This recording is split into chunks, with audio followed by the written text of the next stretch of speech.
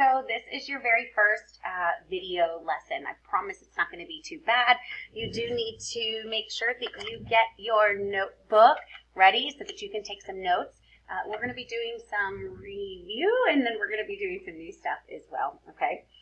So let's get on it. So the first thing that I want to go over with you, again, make sure that you have your stuff with you. You are going to need as well this practice workbook or just access to it online, okay, which it looks like the majority of you got to, so that's pretty cool.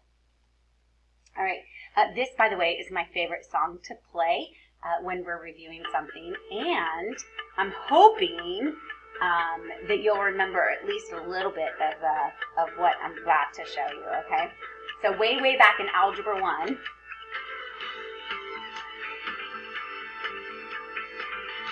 look familiar? Do you remember? Do you remember? So do you remember doing inequalities, right? Sometimes you had an open dot, like if it was just a greater than sign, hoping that you remember that. Less than or equal to, there's a solid line, you put a solid dot. Greater than, you shade it to the right. Less than, you shade it to the left, okay? I don't know if you remember, there were compound inequalities, and so sometimes you did like an and and an or, and you were shading in the middle. So the inequality looks like the x is between the 2 and the 8, and so the graph looks like it's between the 2 and the 8, okay?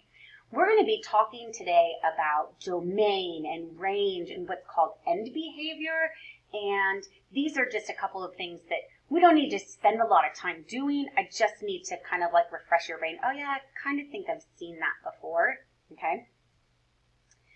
So the newest stuff that you're going to be doing, we're going to be talking about intervals. And everything that you see on the screen, these are intervals. These are unbroken portions of a number line. So if you look up here at this one, at this particular interval, it's an unbroken portion. It's the portion between 2 and 8, okay? This is an unbroken portion of a number line. So it's all the numbers that are bigger than 2. There are what are called finite intervals and infinite intervals. A finite interval is like this one up here at the top, where there's a finite or a very specific set of numbers or a specific thing, just the numbers between 2 and 8, okay? An infinite interval is an interval that goes on forever, and so yeah, these two over here, they're going to be infinite intervals, okay? So those are just some words that you're going to hear. Something else that you're going to be doing when you're in Algebra 2 is you're going to start doing some formalization of things, okay? So that's why there's a picture of a tuxedo.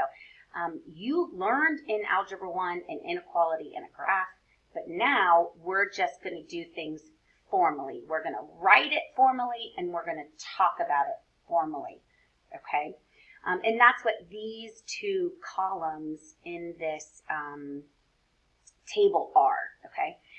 First of all, the inequality, right? Remember, if it's less than, without the solid line, it doesn't have the solid dot, okay? Remember that this inequality, if I just circled it right here, whoops, if I just circled it right here, that would be x is greater than a, and that is greater than a. And then less than or equal to b, and so it is also less than or equal to b. This is the inequality. This is what the graph looks like, but now we're going to write what is called set notation, okay? Set notation. Okay, set notation is just a fancy way to write the inequality. So you're going to do this brace. That's called a brace, by the way. These fancy schmancy parentheses are called braces. Kind of like the things you wear in your teeth. But you're going to put braces around it. And so you're going to put x, you're going to draw this little vertical line. I'm going to tell you how to read that in a second. You're going to write the inequality and then put a brace. You're going to practice this formal way of writing these inequalities today, okay? The way that we speak this, so we say out loud, so the way that you read this when you're reading set notation is, the set of all x values such that a is less than x is less than or equal to b. Okay, I'm going to do that again with the next one. Okay, here's the inequality. Here's the graph. We speak and we say the set of all x such that x is less than a. Okay, this one down here. Greater than or equal to a, closed dot, shaded to the right. It's the set of all x such that x is greater than or equal to a. Okay? We as mathematicians get really lazy. We don't like to talk a lot and do a lot of, write a lot of English. So we put symbols to mean stuff. So when you speak this out loud, again, it's the set of all x. The line, the little vertical line, means such that. And then whatever the inequality is. Okay? All right. Then there's a thing called interval notation, and they mean the same thing. It's just a different way to write it, kind of like giving it a different outfit for the day. Sometimes people call me Mrs. Hunsaker. Sometimes I'm Mom. Sometimes I'm Babe. It just depends who's talking to me, right? And so this is just another way. It's the same thing, means the same thing. It's just another way to look at it, okay? Note that this less than, which has an open dot, gets what I like to say an open bracket or just a parenthesis, okay? When it's a closed or less than or equal to, so do you see the solid line underneath? You see the solid dot? You get a solid parenthesis or a bracket, okay? So this is like a soft parenthesis. This is like a hard parenthesis, bracket. Okay, so here it is, less than, okay? And so we're going to use a parenthesis at that A. Now, I'm going to do this one in the middle last because I'm going to show you how to do this interval notation kind of a neat little way. Okay, let me move my little face out of the way. All right, so here for this one, when you go to write interval notation, this is what I like to do. I like to imagine that I see my little red bouncing thing. I'm a little bouncy ball, but I'm like bouncing my way down the number line, and the first thing I come to is A. So in my interval notation, that's the first thing I write, okay?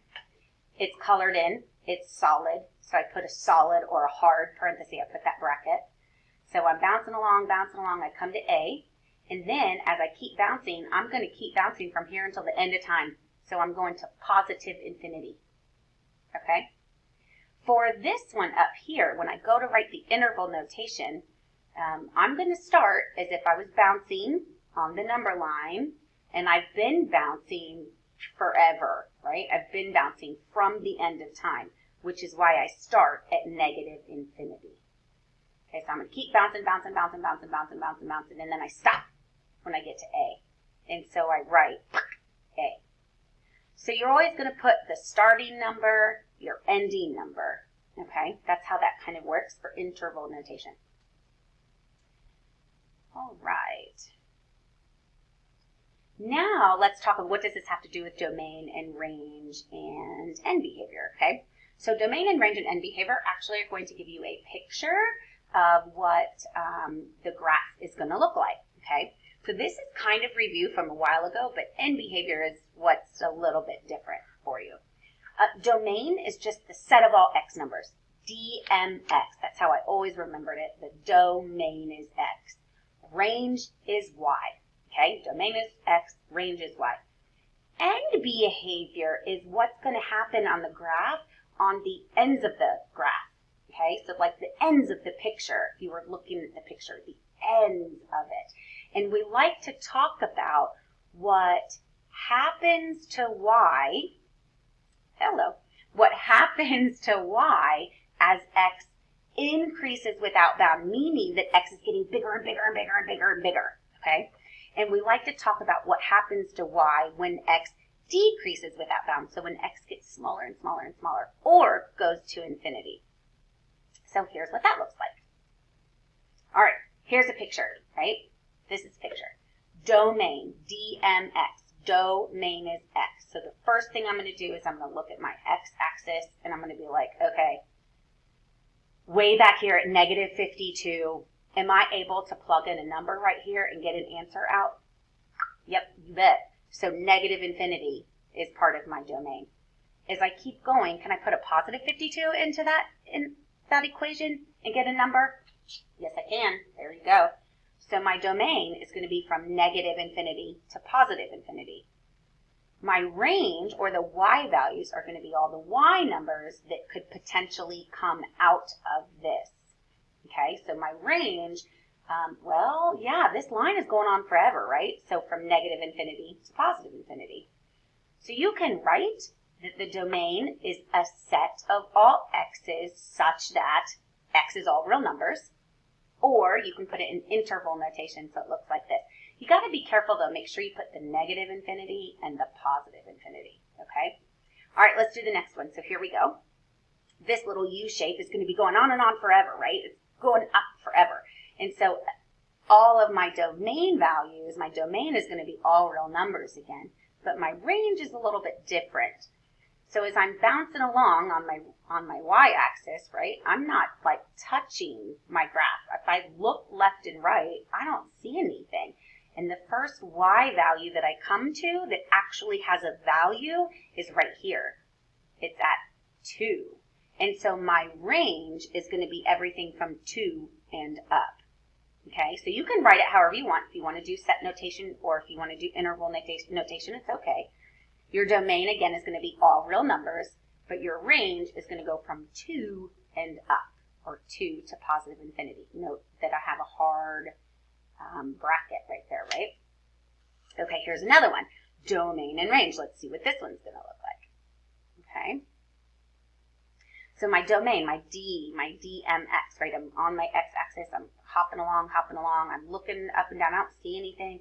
The first thing I come to on my x-axis is 0. I have a value down here. Okay? So my domain is from x, is everything from 0 and on. Okay? But my range is I'm hopping along my y-axis.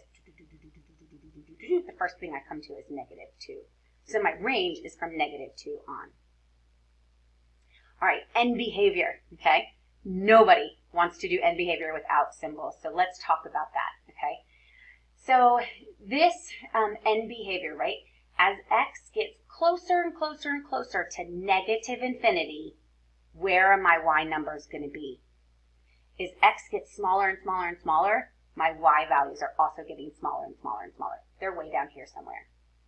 As my x values are getting bigger and bigger and bigger, my y values are getting bigger and bigger and bigger. Okay? So this is what it looks like with words. This is what it looks like with symbols. Okay? Nobody wants to write a paragraph in that.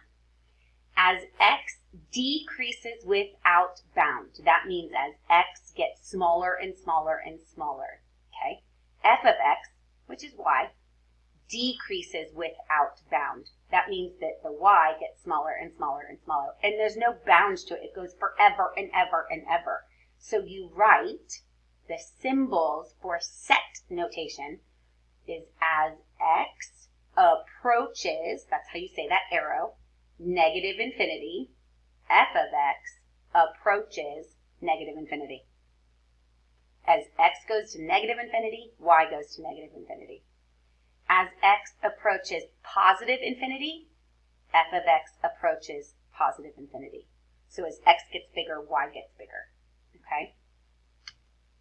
All right, let's look at this one. So let's talk about our end behavior. So what is this? What's happening over here at the end of this part of the graph? Okay?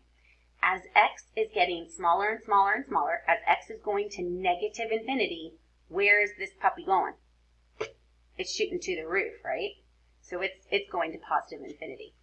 As x gets bigger and bigger and bigger, though, what's happening here? Look at that. It's getting closer and closer to 0. And so as x approaches negative infinity, f of x approaches positive infinity. But as x approaches positive infinity, f of x approaches 0. All right, here's another one. As x gets smaller and smaller and smaller, y gets bigger and bigger. As x gets bigger and bigger, y gets bigger and bigger.